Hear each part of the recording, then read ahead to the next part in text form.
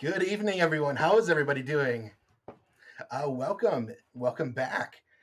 We took a little week off. I hope everyone had a good week last week. For those U.S. based, happy Thanksgiving.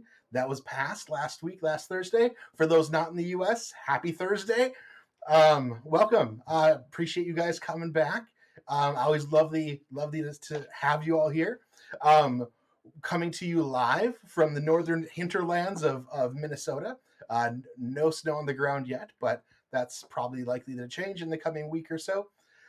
Anyways, we are heading into week 7 in the Simulation Football League minor league.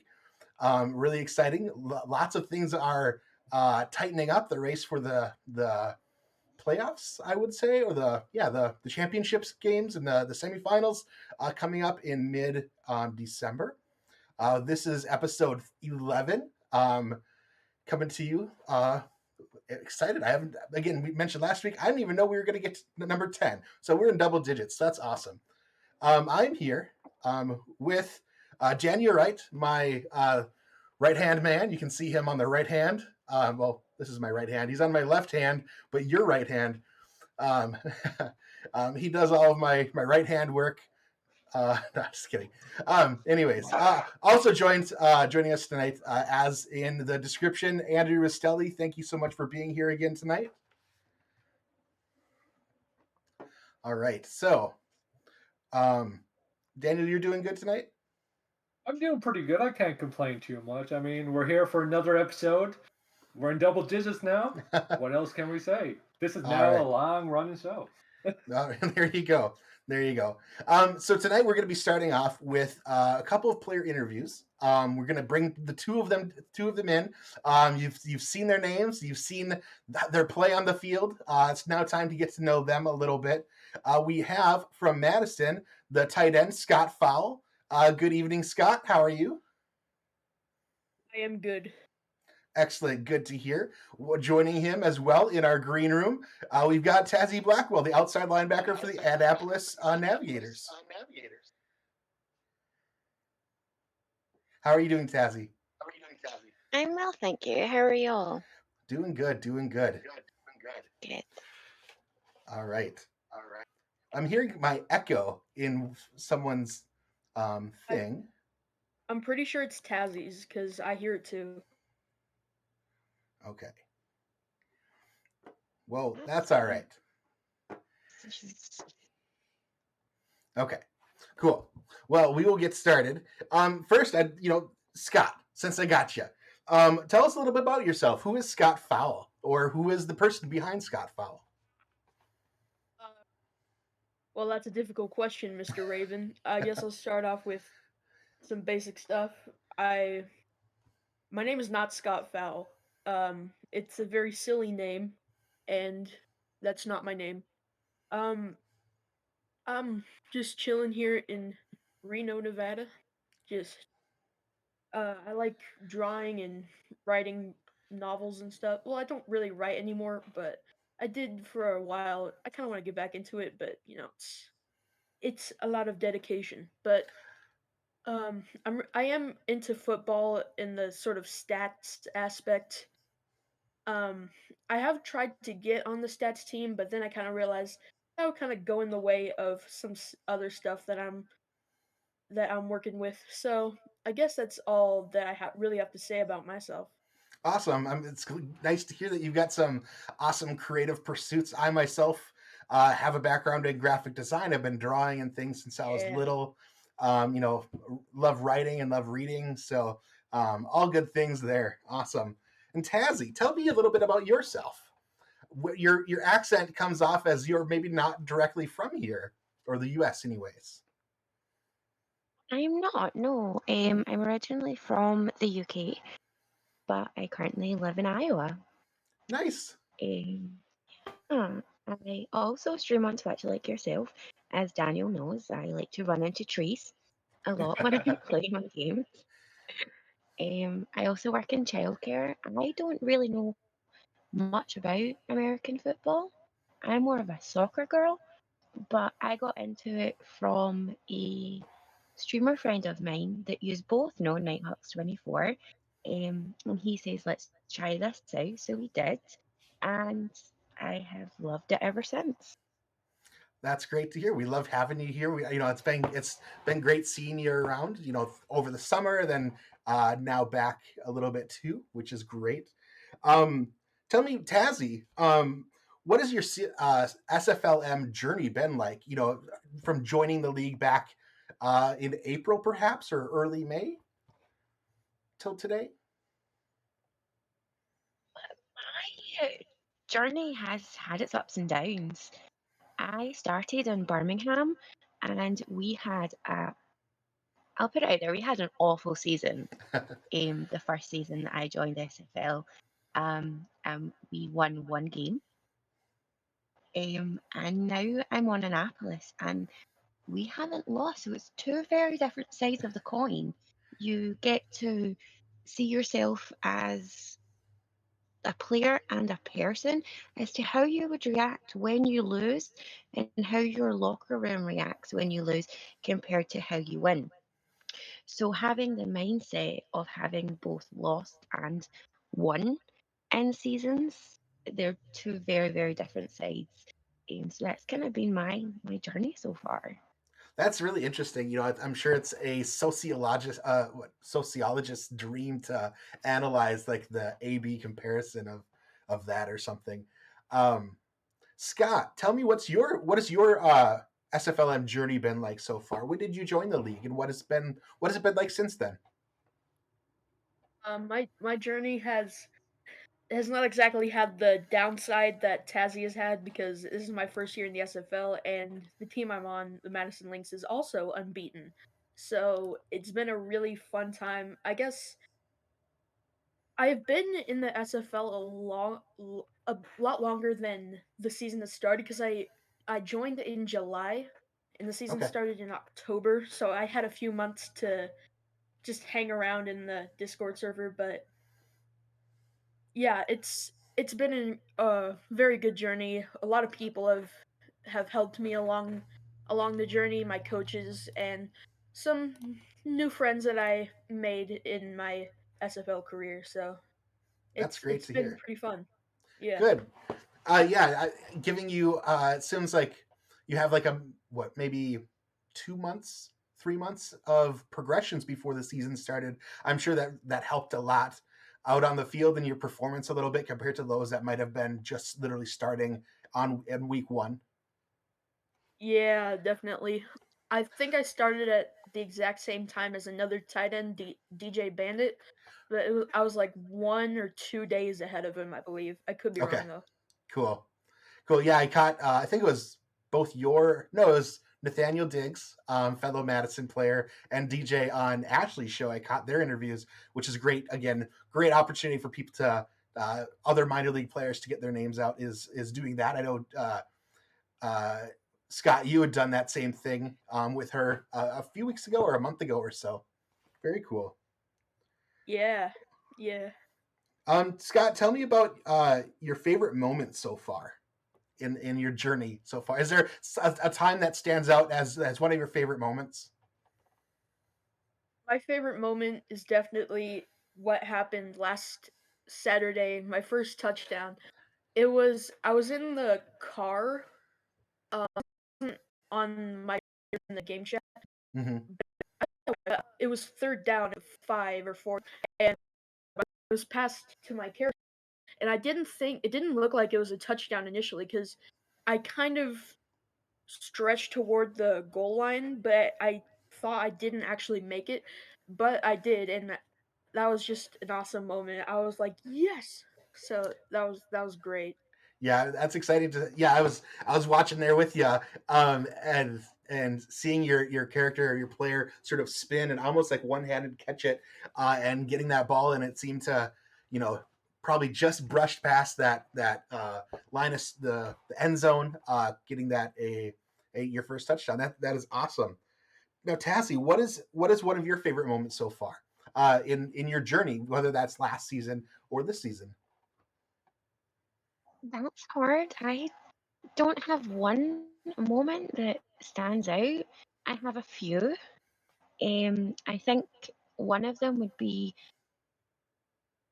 our first win with Birmingham last season. Um, and obviously seeing all my friends that I came over to the SFL with, them being drafted and teammates that I'd made on Birmingham being drafted last season, like those are highlights for me, but also kind of like my new coaches coming in, Ben, Doyle, them coming in and rearranging us and building us to the Annapolis that we are now from the Birmingham that we had, and also all the new people that came in to the team as well. I think that's kind of like those are my standout moments Yeah, I know. of I was going to say that what was it? Maybe 2 weeks ago we had Derek Meerkat on. On your defense. Fellow defender back there, a little bit behind you, playing in the linebacker to his, I think, strong safety. Great person, great character. Same with King Rashid as well. Fellow defensive player over there. It sounds like you guys have a really strong knit group over there, which is great. From the very every single player to the coaches, and it just seems like a great family over there. Oh no, it definitely is. Definitely, and I wouldn't be where I am today without my coaches. Mm-hmm. Because as I said, I know nothing about football, so they really, really helped me. They're really good guys. Awesome, good to hear. Now, Tazzy, tell me about your ideal pro team. If there was a team out there seeking someone out, what would that ideal pro team be for you to join? What are there certain characteristics that stand out or are more important to you? I think my ideal pro team would, because of where I've came from, would need to have a more of a family environment than a team environment. People that have each other's back both on and off the field. Mm-hmm. Good locker room, good coaching staff that will be able to kind of like assist. But yeah, I think that's what it would. That's really what it would be for me. Um, More of a family environment than a team environment, because if you gel as a family, you gel as a team. So that's kind of my outlook on it. Yeah, that makes a lot of sense. That's a very noble, desire, and I think that many of us share that same type of desire of cohesion with those that you're sort of spending your time with in the locker room and sort of live and die on the field kind of thing a little bit as well.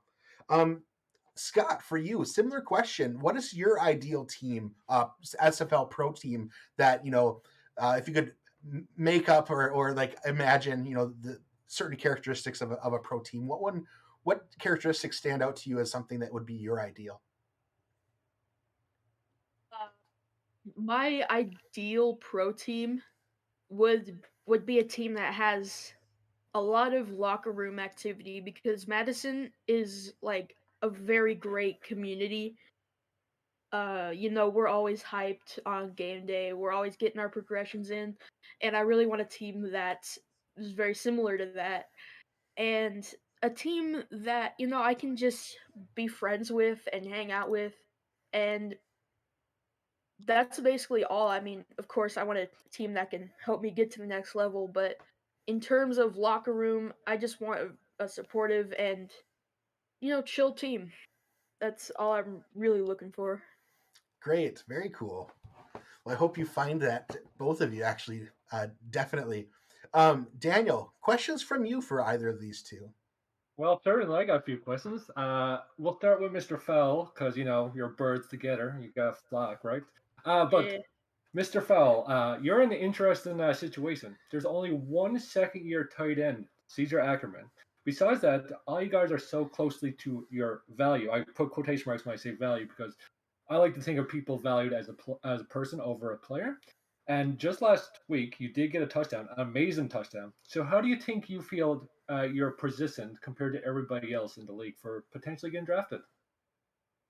Um, in terms of actual overall score, I am the second best, of course, below Caesar Ackerman. But in terms of getting drafted based on my overall value, I do think that I do have a shot to get in at least the third round. I'm kind of being generous, but yeah, at least the third round because of how much media presence I've been trying to have getting on all these interviews and stuff.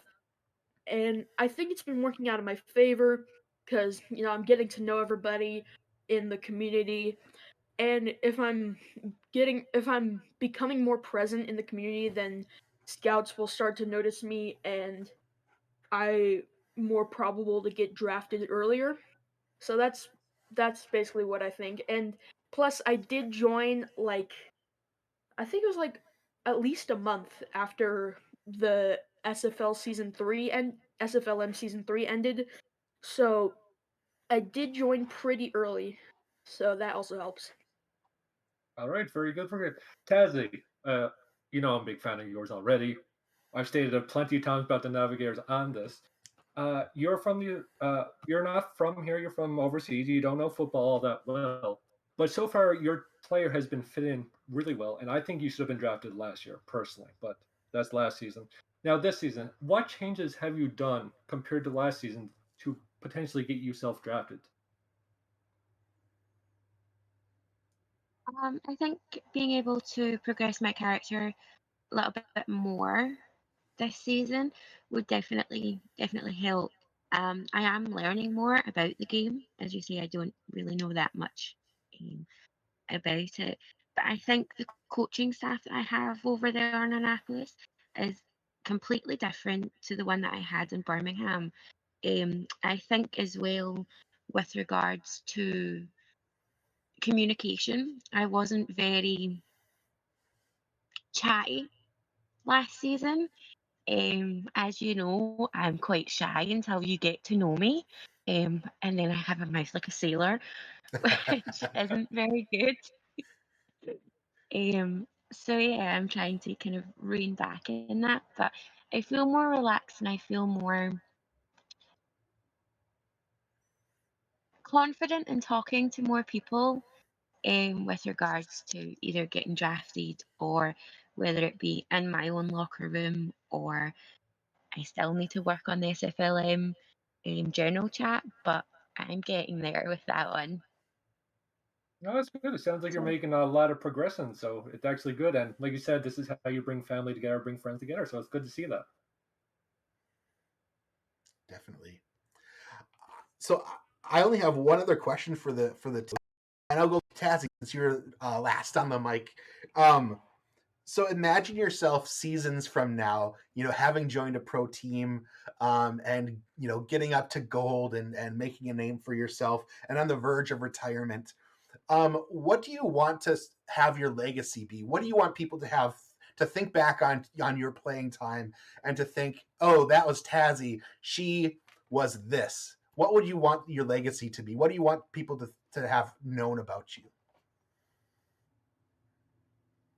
I think I would like people to remember me as having a positive attitude, regardless of, say, a scoreline. Say we lose, I still want to have that positive attitude. I still want to hype the players up in my locker room to say, like, it's just one game. We'll get the next one. It's fine. So yeah, that's kind of what I want to be known as, having a positive attitude, but also someone that you can come to should you need to speak to anyone. Because yeah, everyone has issues, and especially if we're in a locker room situation, I want to know. I want people to know that they can come to me and chat with me about things if they have issues. Like I say to Mr. Right over here, he's got a little issue and he can come and talk to me and he knows that. Yeah, That's I almost true, and we will be talking afterward. yeah, maybe you're like the UK version of Ashley, the AJ Striker, with her being so easy to talk to, and she does a lot of check-ins with people and things. I feel very similar. You guys are probably kindred spirits in some way, as well. Great answer. I'm a big fan of positivity myself, and how valuable that is, especially when you're dipped and myself at Sioux Falls, having gone through a 9 game losing streak, it does wear on you, and it's a little tough. But you got to stay positive. You got to keep every day and every game is a brand new opportunity to win, brand new opportunity to take life by the cojones and make what you need out of it. So I appreciate that. Scott, similar question for you. Again, imagine yourself on the verge of retirement. What do you want to be known for? What legacy do you want to leave for yourself, or you're a player?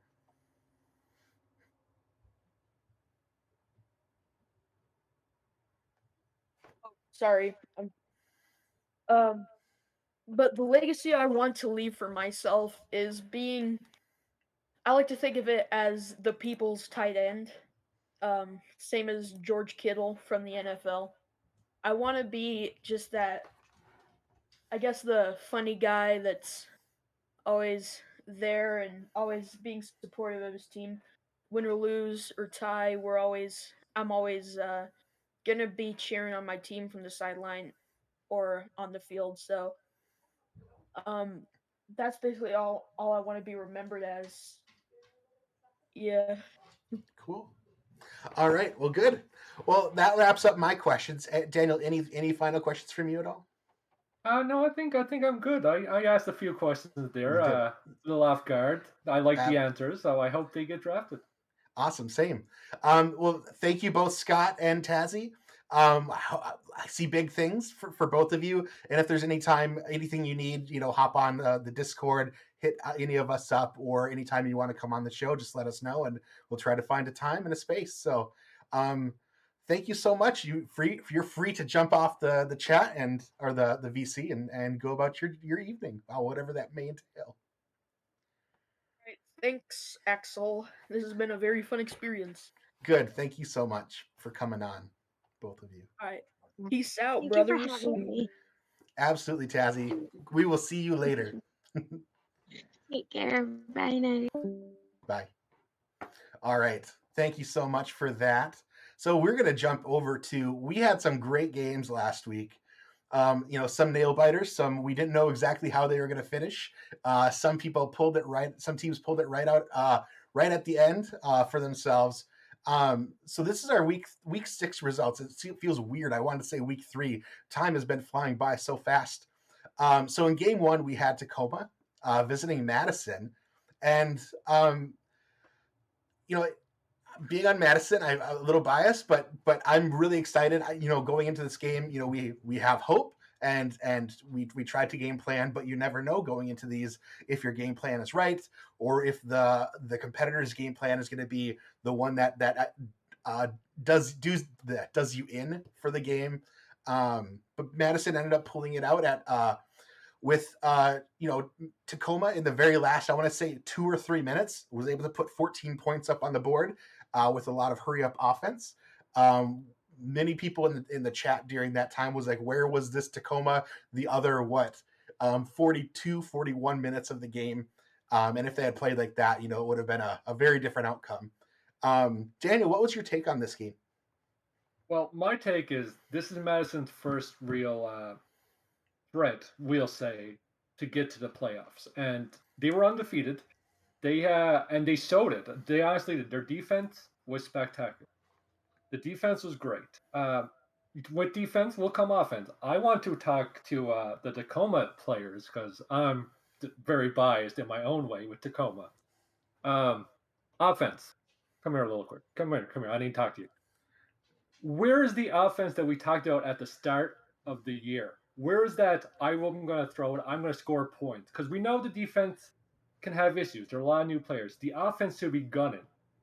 And yet you put up 17 points, and a lot of that never happened until the end of the game. We're seeing too many games like this now that Tacoma needs to figure it out. Get back on the offensive track. So I'm hoping they do that. If anybody was in my stream last Friday, Twin Screw was. I think he's here still, maybe, hopefully. I want to see the Madison Lynx versus the Navs. That's going to be the top 2 teams playing off. I'm really excited for that. I mentioned that last Saturday. I'm looking forward to that game. Thank you. I'm a little frightened of you now, Daniel, with how you talk to Tacoma. You know what really grinds my gears, Axel? Oh, goodness. Exactly. You were referring to that earlier before the show. So game 2 saw San Jose the Flight flying in over to Annapolis, making the cross-country trip over there. Annapolis really pounding it out. like they have every single previous game. It turns into the Square Bush show, even though the rest of the team does a solid. The defense, we were talking about that. They have a very solid. Whether or not the value shows it or not, they're playing above value in my eyes. And the passing is good enough to fill in the gap that the running doesn't, and really facilitates that running by Square Bush. And you see it all up and down SFLm Gen chat. Square Bush this, Square Bush that, and even in the Gen chat itself, talking about number one picks and things. Square Bush is always the one that is the litmus test to how do the other running backs or how do any other players stand up to him. Daniel, did you check out this game at all? I actually did, and it's funny that you mentioned that. I'm not going to talk about Squirrelbus in this one because Okay. Squirrelbus didn't do anything early on. The arm of Gene Struthers. I'm talking about Gene Struthers on this quarterback one.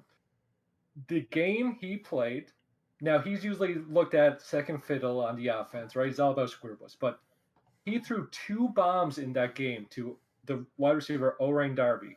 2 bombs, 40, 50-yard bombs for touchdowns.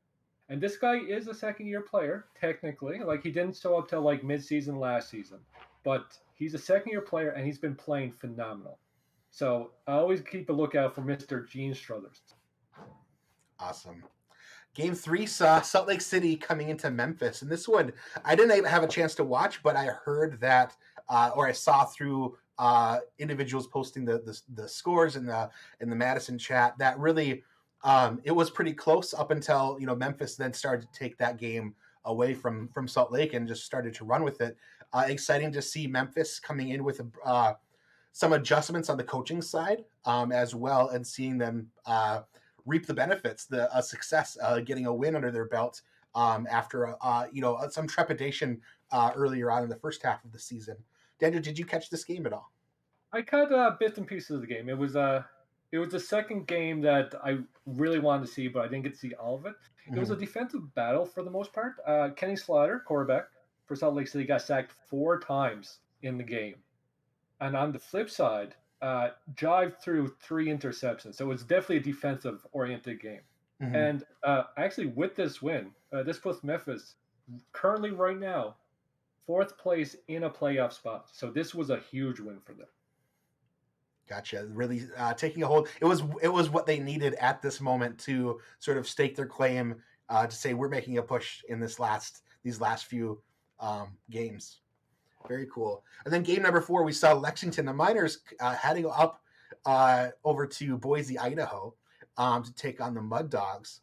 And this one, looked a little bit of back and forth. We didn't really know who was going to win up until the last little bit. It seemed like they were finally able to turn the corner a little bit on Doug Brown's running. He seemed to be a little bit more successful than he had in previous games. But with Boise finally being able to take their first W back home, or keep their W at home there against the Miners for this season. Daniel, did you see this game at all? I did, actually, and you said it perfectly. This was on the back of Brown. Douglas Brown ran 33 times for 168 yards with 1 touchdown. So they finally did more running than they did passing. And Boise's defense, or Boys' defense, I think we were corrected our first time as we said it before. Their defense stepped up. They got, I think, maybe 2 to 3 interceptions, I want to say. I don't know the exact number off my head, but their defense kept them in it when the game was really close. And so I think I want to see Brown go. It's their first win. Congratulations to them. And they're not out by any means, right? The game all the teams get real close near the end of the season. So it's always just that one win or one loss that really determines if you're not in or not. Yeah, and seeing Cam describing or putting out there the playoff picture, none of the teams are out yet. So for Boise or Ottawa, who had it looks like it's a bye week in week 6, if they win out, they're just as competitive as these others that are currently sitting at 2-3 or 3-3 or 3-2. Or even giving a run for the money for even Madison or Annapolis if by chance they lose the remaining 3 of their games. So really, it's anybody's game right now. It's who has the better game Whoa, plans. Axel, 1 second. I'm Oh, sorry yeah? to bring this up. I'm really sorry. Uh-oh. There's someone on the line. I think he's back. I think it's your papa. Hello? Are you there? Hey there, Axel. Hello. Hey, about time you had me on the show. You were just on a couple weeks ago. Now, don't tell me what I was and wasn't, young man. I think I know if I was on here before. Okay. Uh, I Sorry. wanted to tell you something real quick, but first, Daniel, I like you, boy, but if you don't calm down on Madison, there I'm gonna have to take that quarterback I gave you last time I seen you. Oh, I'm But sorry, man. I'm sorry, Papa. I won't do that anymore. well, okay now, but I'm gonna speak good on you here in a second. But you know, I got to give you my 2 cents on something. And, Okay. back in my day, 2 cents could have got you a lot. Could have got you a drink and a couple candy bars. But I'm going to tell you what really ticked me off this week was everybody all shocked that Squarebush was held under 200 yards for the first time all season. Well, la-di-da. The boy also scored 3 touchdowns.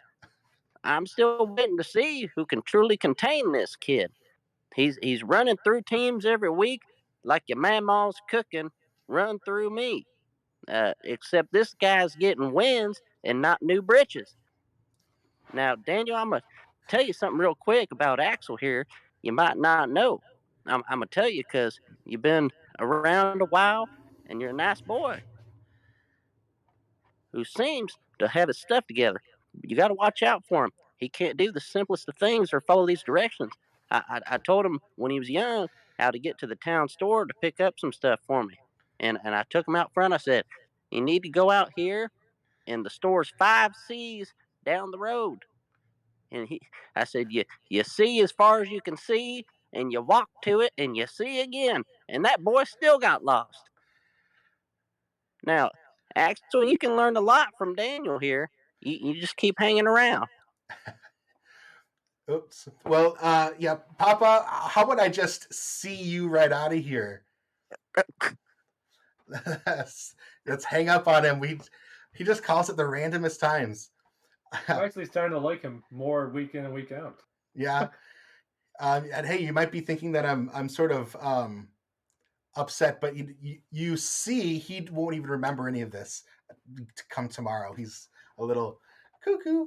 Anyways, all right, back to the topic at hand. All right, so that was last week. That was week 6. What do we have coming up? We've got week 7. This is the third to the last. We've got 2 more after this. So we've got coming up. I'm not sure if Cam had posted the order yet, but they are going to be on Friday night, 7:29, and 9:20 Eastern, like they always have been time-wise. This time, again, Friday night. Put that in your calendar. So we've got Tacoma visiting Memphis. So Tacoma being 3-3, visiting Memphis. This is going to be Memphis being 3-3 as well. The battle of the middle pack, if you will. Both of them are right now catching that number 3 and number 4 spot. So this is both a very important game for both of these teams to win. Similarly for Boise at Ottawa, both at 1-4, to see who might have the ability to raise up the ranks. The loser of this very well might be eliminated from playoff or championship finals placement for that. We've got Annapolis being 5-0, battling the Salt Lake City at 3. Again, trying to maintain their undefeated record there. Similarly with Madison visiting Lexington, Madison 5-0 undefeated versus Lexington's 2-3. Daniel, what do you have a game of the week this week, or are they all sort of intriguing in their own way? They're all intriguing in their own way, but if I have to pick one, I'm looking at Tacoma and Memphis because one team is on the upward stride, the other one is starting to free fall. So I want to see if Tacoma can turn it around or if Memphis is still going to keep climbing because this very, very well could put Memphis skyrocketing into the ascent for a playoff position, right? Because they're tied with Tacoma. They're currently 4th. Don't know how the tiebreakers will work yet because we're still not but went further down the hole. And we thought Tacoma would be a sure playoff team, and it might not be that way after this game. Very true. I agree with you. When I said, is there a game of the week or not, I was thinking each and every one of them very well could be their game of the week.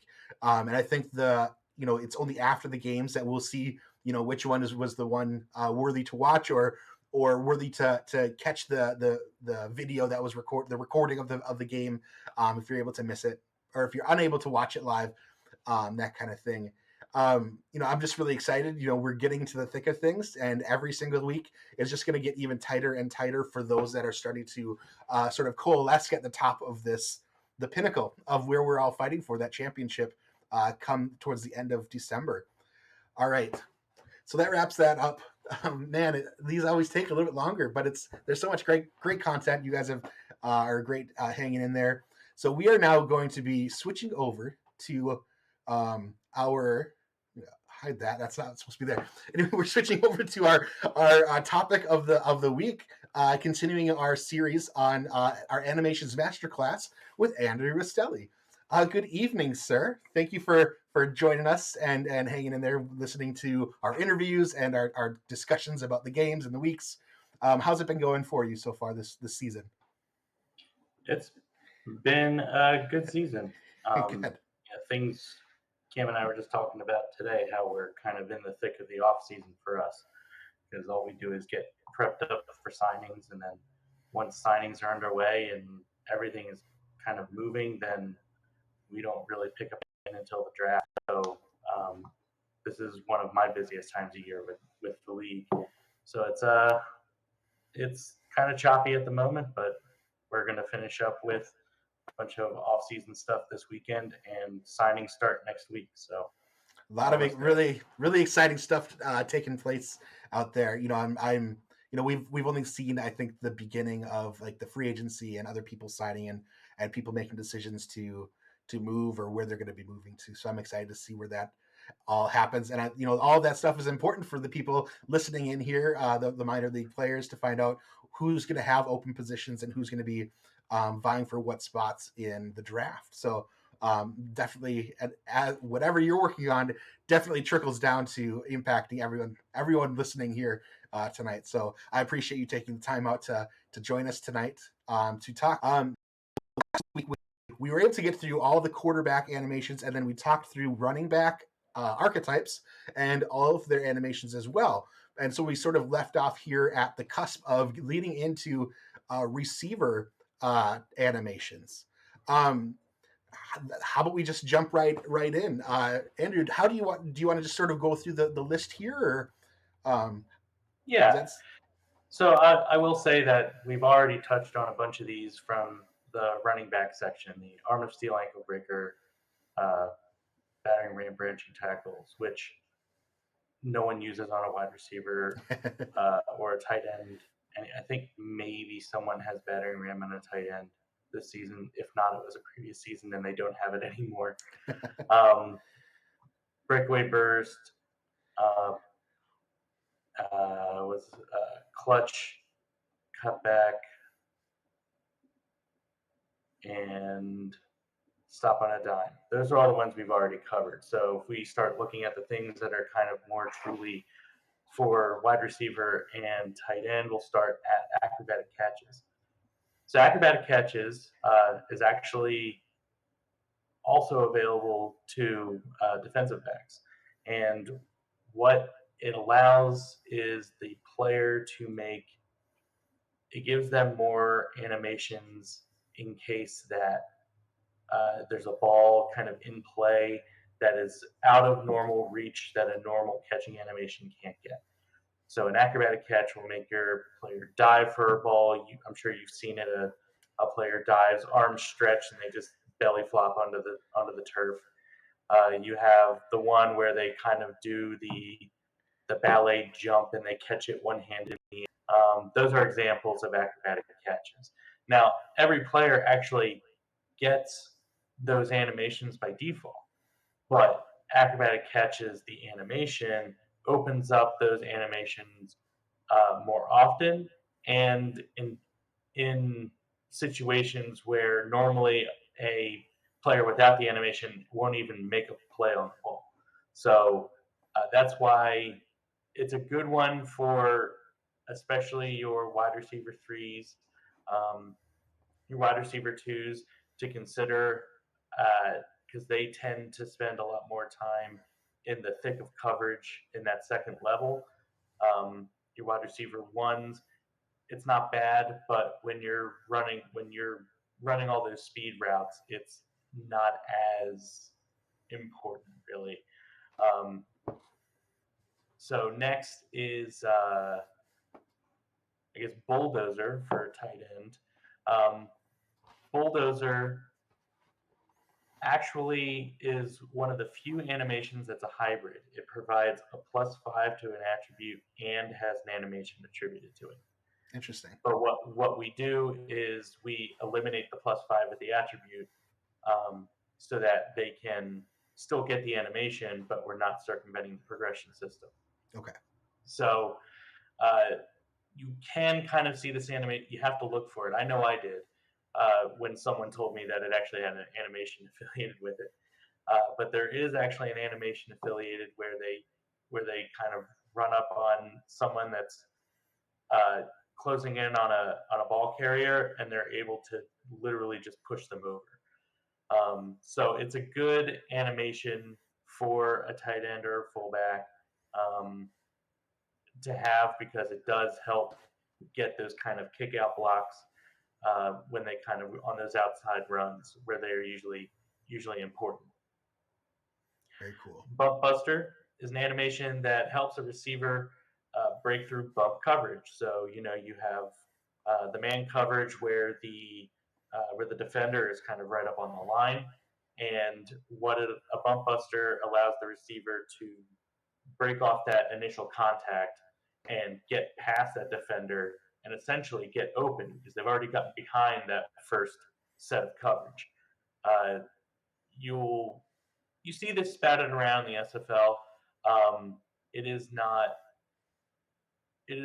widely used, but it is pretty regularly used throughout the league because it does have a contradicting animation on defense called Bump Master, which helps the defender resist the busting of the bump coverage. So, Okay. so there's a lot of those kind of animations in APF that allow you to kind of counteract other animations. Interesting. Like breakaway burst, the opposite would be closing speed. Bump buster, bump master, sack master, and QB Evade. Evade, yeah.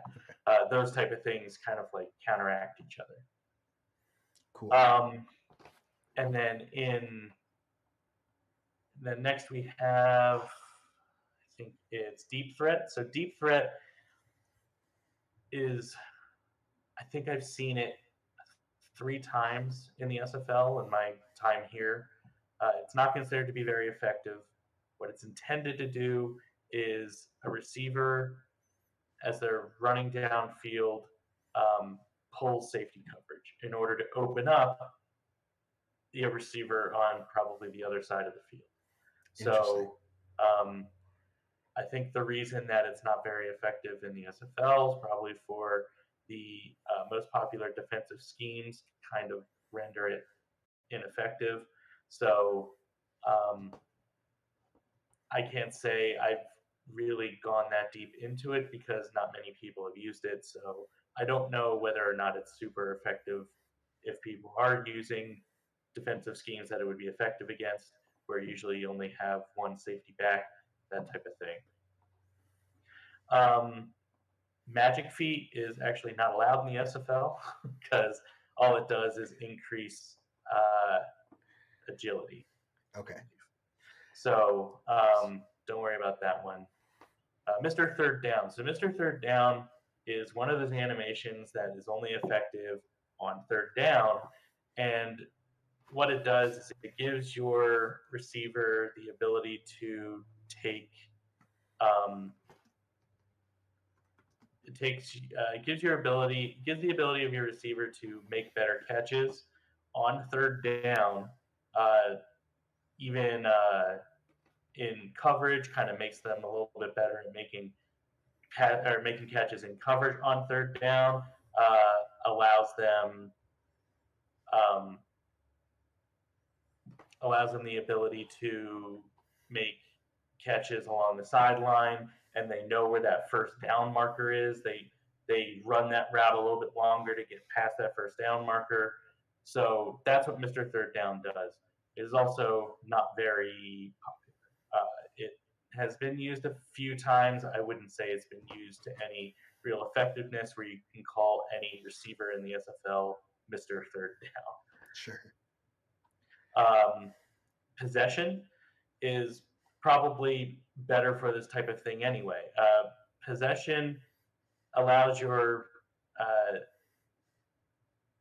receiver to run crisper routes and make better decisions while running short to medium length routes.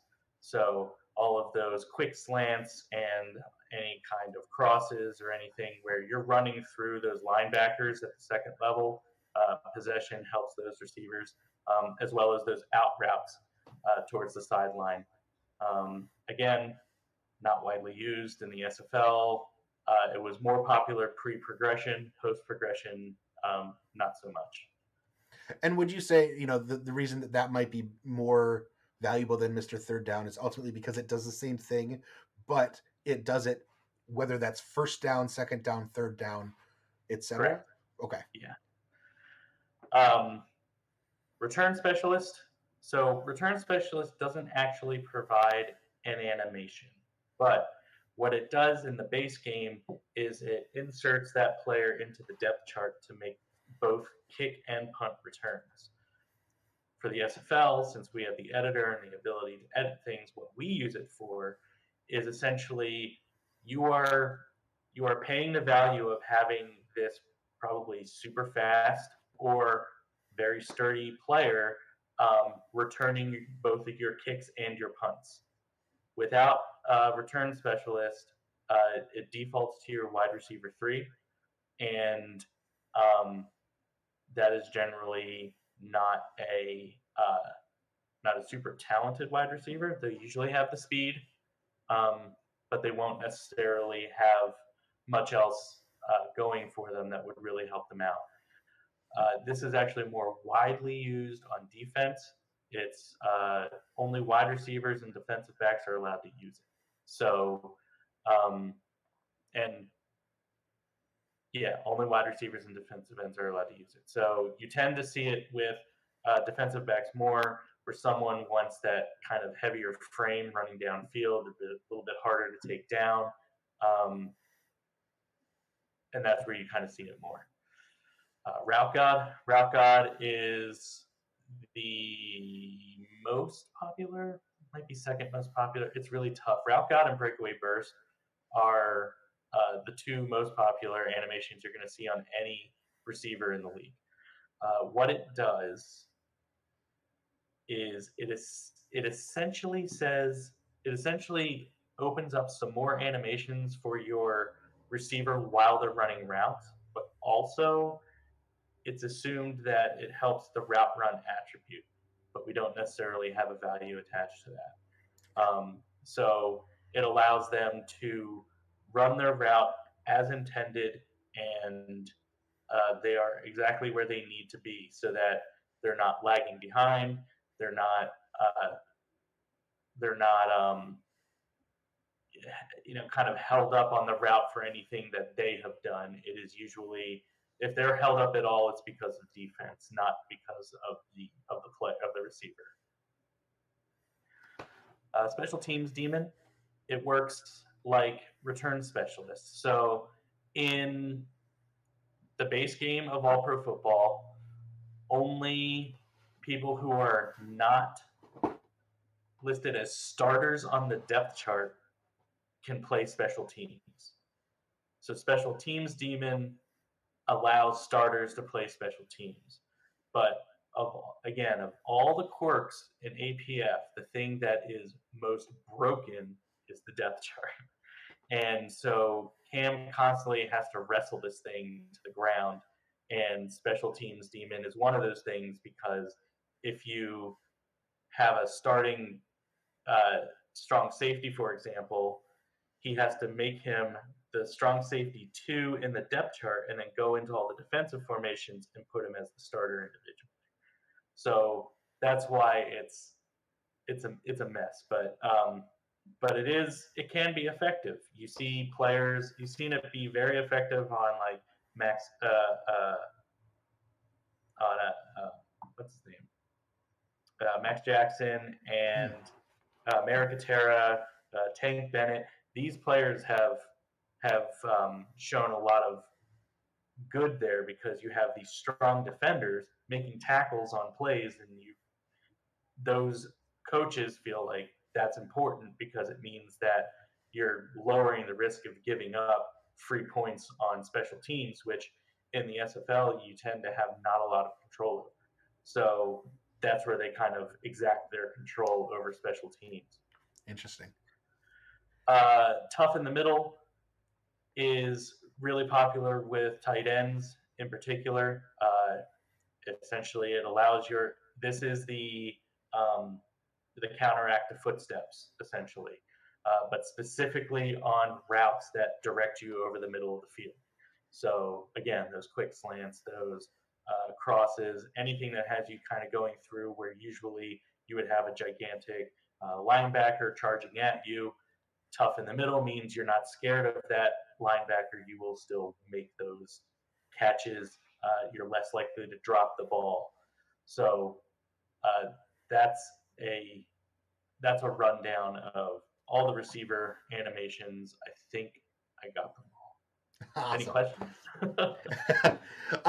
Not for myself, and it seems Eddie's in the chat adding his own commentary around things that he's liking, or like much like you were saying, Itera and Max from Las Vegas was really loving special team demon and things. So cool. So for offensive line, I pulled together what I thought I saw in the portal for what was options there, and grabbed descriptions that I found online for them. So it looks like there's only 5 right now in for them. Yeah, because there's really not much more to provide. They have the 3 blocking animations, so bulldozer, stonewall, brick wall, and then they have the 2 universal animations of clutch and leadership. So that's all they get. It's I'll tell you what, like if you look at who took the least amount of sacks this season, their offensive linemen, assuming their team had any, did not have any animations. Okay. And teams that did have a lot of animations, they still got sacked 25, 35 times this season. I think we had 5 quarterbacks get sacked less than 20 times, and I think there was 1 offensive line animation on any of those teams. So I can say that of all the animations we're going to talk about, just from a surface level observation of statistics of who's been sacked and who hasn't, they haven't, at least on 1 or 2 offensive linemen being on the team, you haven't seen the animations making a lot of difference. So just something to consider. Obviously, talk to your coaches. I'm sure they've looked at the sims for offensive linemen a lot more than I have, but just an observation I have made. Gotcha. All right. So let's move on to defensive line and linebackers. Right. As of which I'm more closely aligned just because of my linebackerness. So I'm excited to, and Daniel here being on defense as well. We're excited to get to now cross this threshold into defense. Tell me more about defensive linemen and linebacker animations.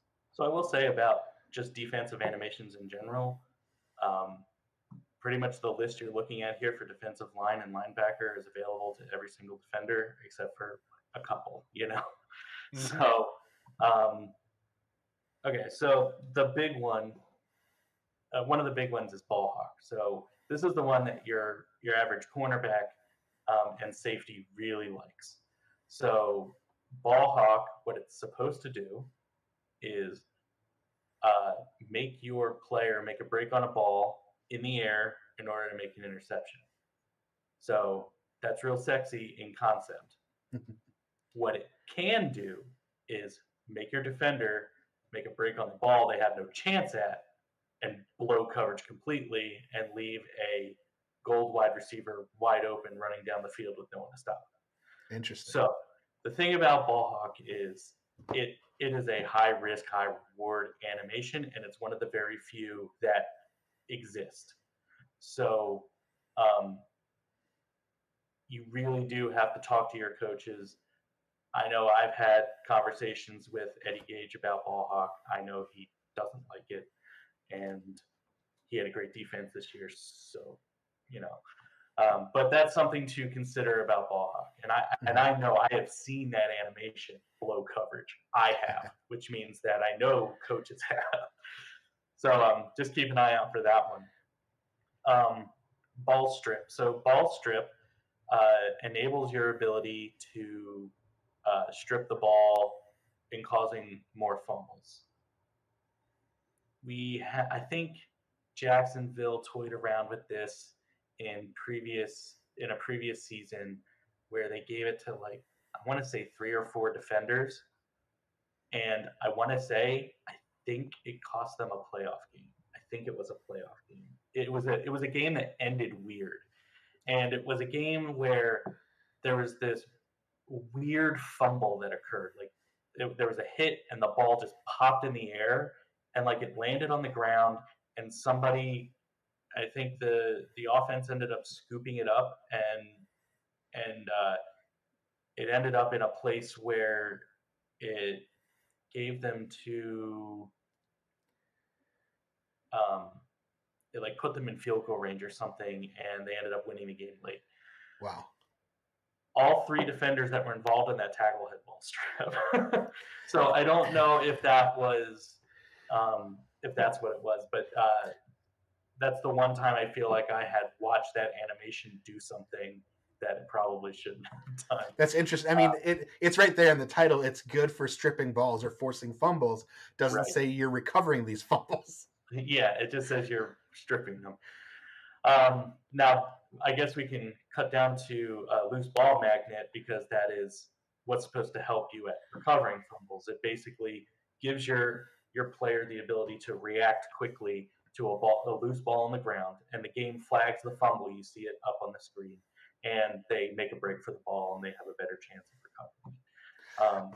I was told something. So I was researching, this and other animations over the summer. And for this one specifically, I had read somewhere that someone through testing, and again, you believe everything you read on the internet, that they had said something that this works well for even interceptions during loose ball drills, or if that makes sense. Like tip drills. Like if it, as long as a ball is still in play, but it's been touched, that then it can trigger this animation, possibly. I've never heard of that. Okay. Looking at just it being called loose ball magnet, sure, that's a possibility. Okay. I wouldn't say that's ever been confirmed by anyone in the SFL, though. It's actually not a very popular animation. I think I've seen it used 2 or 3 times at most, and usually that's kind of like you've saved up enough for a low value animation. You've got 3 other ones. This is the only one that's left. Magnet and see what happens.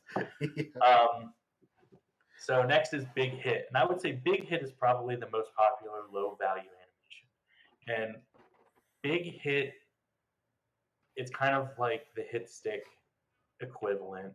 It's supposed to deliver a more punishing hit.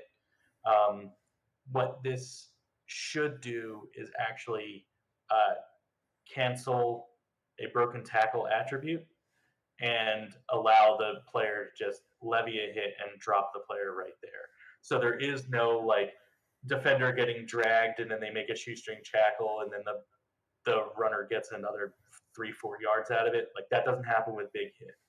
Big Hit is a face-to-face impact, and it's just boom, and you just down him. So there's not a lot more that it does, though. It doesn't generate more fumbles. It doesn't necessarily cancel out tackle breaking animations. It's basically just for kind of stopping forward motion on a ball carrier. Bull rush is not very popular, and the reason it's not very popular, excuse me a second, my dog is outside. No worries. Yeah, that's sort of one question that I have too is as a linebacker, if I were to pick as an outside linebacker, let's say I'm trying to go and rush the quarterback, I'm up against an offensive lineman. For that reason, I've bumped my strength all the way up. But is there an animation for me or for a defensive end? Is swim the animation to get, or how, or is bull rush or is club? What do they actually do, and which one is better? Is there a ranking or priority for those? Bull rush is so there's some conflicting ideologies on bull rush. So many people think that's very effective against blocking, especially with more talented offensive linemen hitting the league. But some people also say that bull rush will actually cause your defender to fall down and actually take them out of the play altogether, because they'll be laying there on the ground and they will have essentially made an opening in the offensive line, but if there's no one there to fill that hole, then all you've done is taken your defender and put him on the ground. Mm-hmm. So I know that that's been a reason that a lot of coaches don't push it, but I also think Baltimore actually had it on a few of their players, so they won a championship. It's hard to argue with it. Yeah. I wouldn't say that I looked at who had it and watched them closely to see, but you could certainly go into the portal and you can see who had it, and then go back and watch their games. Like, do you think it made a difference? It's a low value animation because it has that downside. So and because it's not necessarily effective, like the downside is kind of bad, honestly. So it's something that you can look into.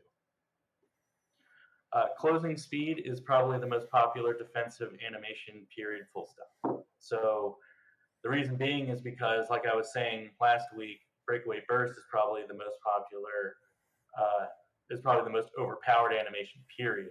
So closing speed negates that. It gives the defender the ability to run just fast enough to catch any ball carrier, no matter what. So if breakaway burst is activated and closing speed is activated, the pursuit will be slow, but if there's enough field, they're going to catch him. 100% going to catch him. So that's why it's very important, because it negates a lot of the big advantage that offense has with breakaway burst. So get closing speed. To sum up, closing speed. I'm going to talk about club, rip, swim, and spin all at once, because they're all kind of the same thing. So these animations are, excuse me while I feed my dog. Yes.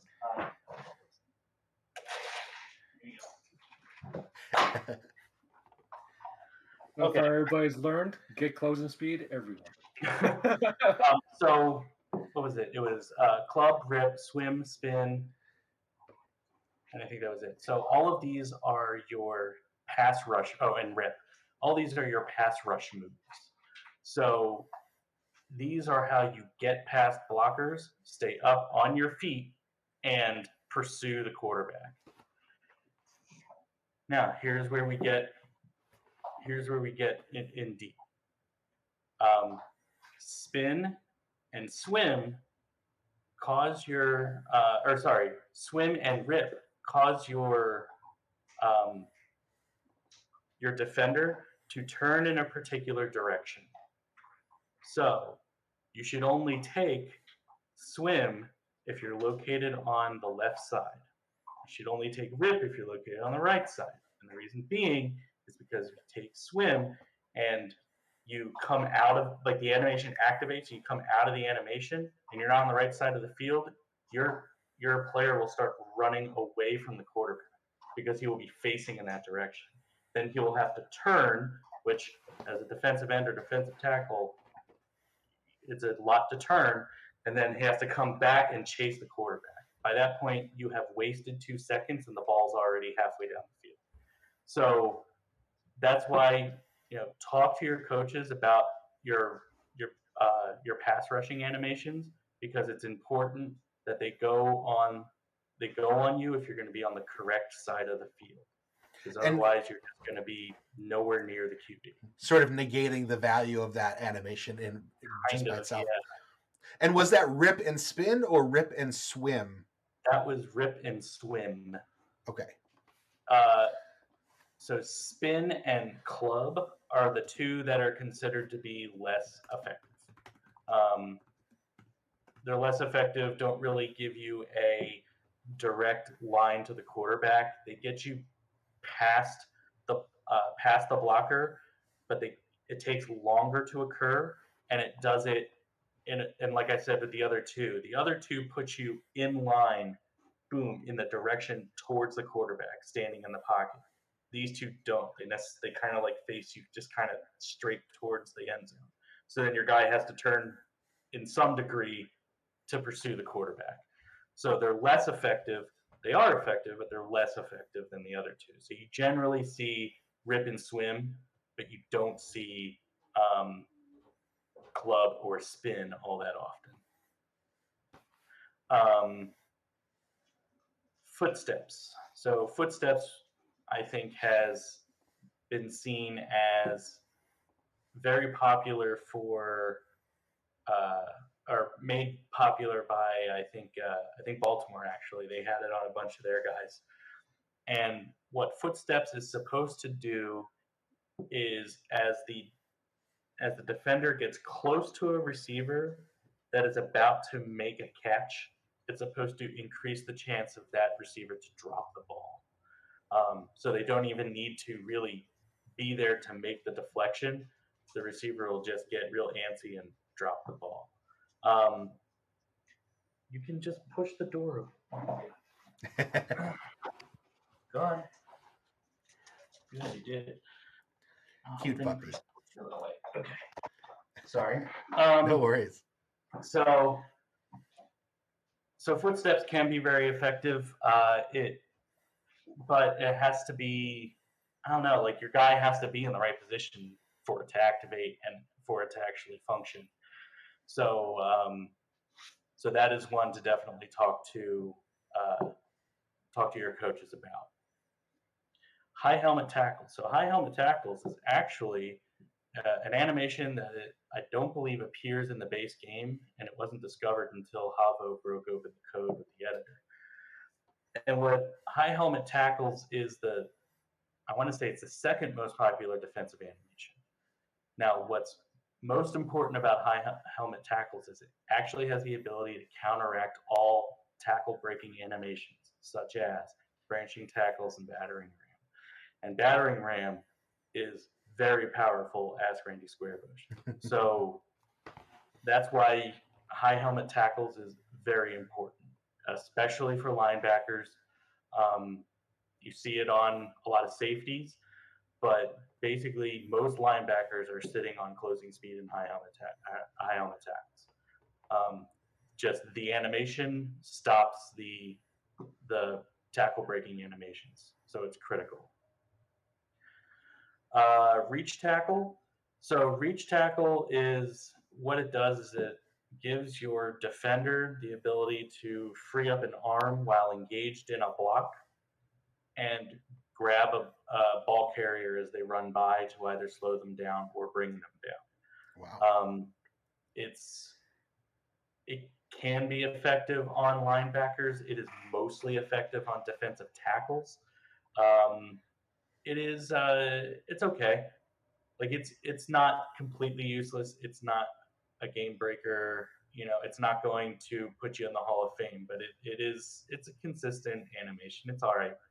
Um, I think that instead of like dumping a low value animation on something like uh, like big hit when you're a defensive tackle, like it makes more sense to go after reach tackle.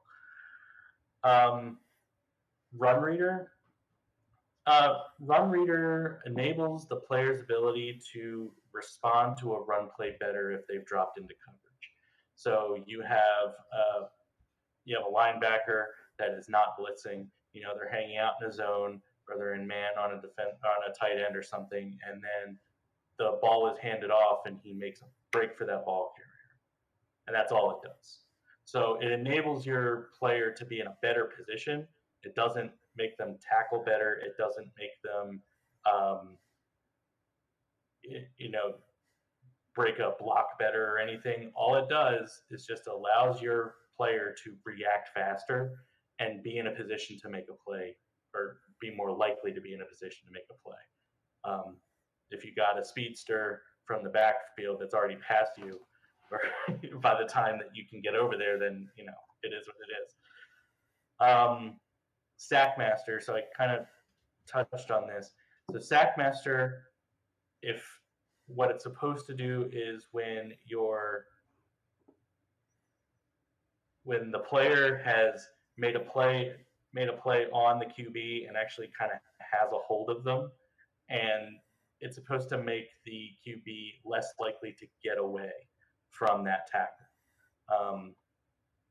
And that's kind of all it does. And like I said, it's there basically to counteract the QB evade. Yeah, I sort of if the or defensive tackle are getting close and almost look like they could even be taken down, looks like they duck and they sort of get away, somehow duck out of it. I'm sure that this is sort of the and I'm sure that's what quarterback evade does even more so. Allows them to sort of get out of those and roll out a little bit. Very cool. Okay. And then we've already done special team demon, spin, swim. So wrap up tackler. So wrap up tackler is essentially you'll also see these animations. It makes it so that it looks like the ball carrier is about to get away, but they just can't escape the grip of the defender. It's an okay animation. I definitely see it pop up a bunch, but I don't feel like it's a game saver. It's a low value animation, I think, across the board. It's definitely kind of like a fallback if you feel like a player has low tackle, but you're in a playoff rush, so it's like, well, might as well give him wrap up tackler. Maybe that'll do what's needed when when it matters most. Very cool. I know we're a little bit after, but I feel like the defensive backs. There's so much that mimics a lot of this that we just went through, and then I just have a couple for kickers. I'm wondering if we just sort of power through and we can wrap this up. Okay, cool. So I think the only thing for DBs that we haven't touched on is Bump Master, and even then I've already kind of touched on it. Mm-hmm. I think Bump Master is the only one. So Bump Master, all it is that when your defender is in bump coverage, so right up on the line, they're able to greatly slow the receiver in their route, and the receiver is not where they're supposed to be fast enough.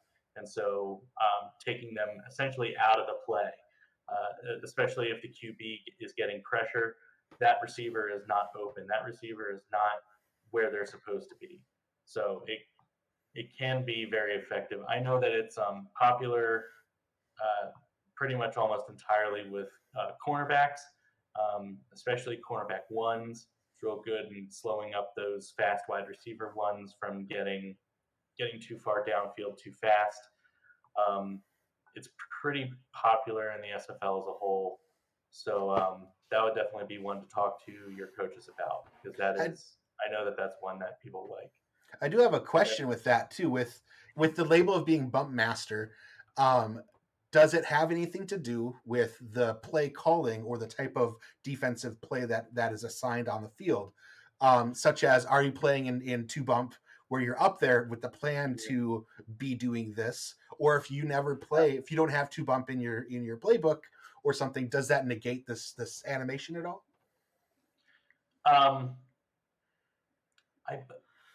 Eddie, you're in chat. You can kind of help me out here. I believe that if you don't have a bump play in the book, the game might still kind of inch your guy forward and do it sort of on its own. Do it anyway, and I don't think it's necessarily because that's what it's audibling out or anything.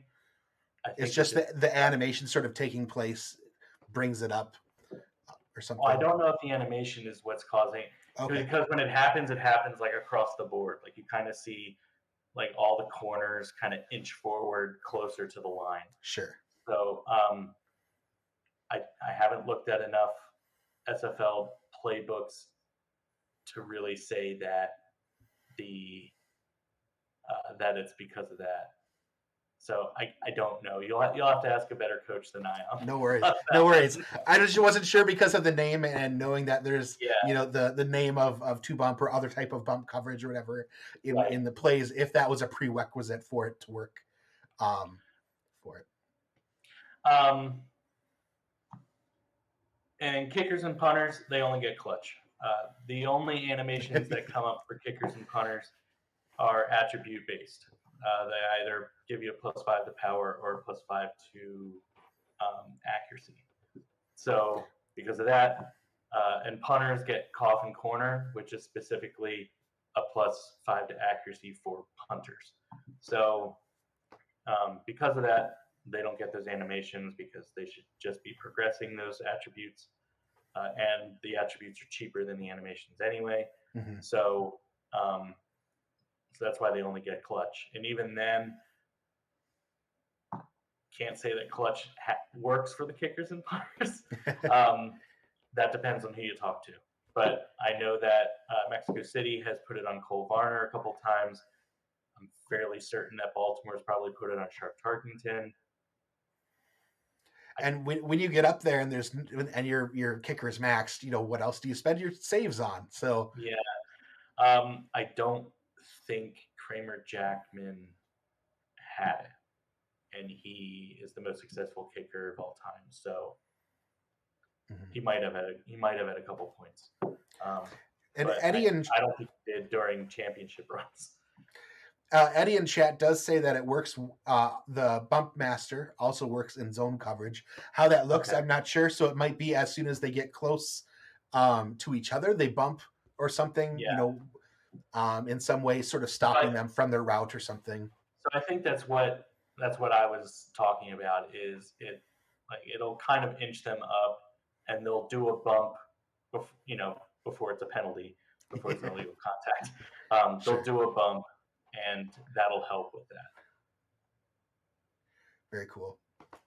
Awesome. Well, that sums up. Yeah, as Daniel mentioned in the chat, I'll definitely post this up there. Again, it's also I can post the actual link where most of this is described from the SFL website, where it actually boils down which, like, by role, like LBs, these are your available low value and high value animations, so you can look specifically at your role. I don't know. I think it has the descriptions next to them as well, but I'll post. You'll get all this information. Will be there available to you all in the Discord. And if you don't know the Discord, if you're not part of our community yet, ! Discord in the chat will get you a link to that as well. Thank you, Andrew, for joining us tonight and sort of walking through all of these animations with us. I know people have been really excited. The first part went down really well. Lots of great feedback there as well. So thank you all for watching. Andrew, any last words you wanted to say to anybody out there?